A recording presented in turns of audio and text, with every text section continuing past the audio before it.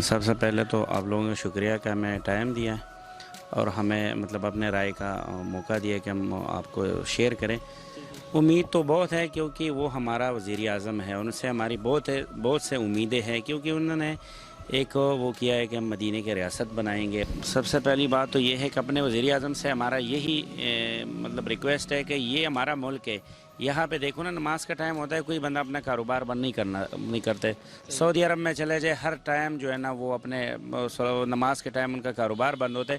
یہاں پہ کم سے کم وہ کمیٹیاں بنائیں کہ یہاں پہ وہ اپنے بازار کے اپنے ایریا کے وہ سارا کرے کہ نماز کے ٹائم دکان بند ہونی چاہیے، اگر بندہ بند نہ کرے تو ان پہ کم سے کم جرمانہ عائد کرے۔ دوسرا پردے کا بہت زیادہ ہے، جس طرح وہ ان کی وائف ہے جس طرح وہ کر رہی ہے، ہمارا خواہش یہ ہے کہ پورے پاکستان کے لیے یہ لازماً قرار دے، ہم ان کا شکر گزار ہوں گے۔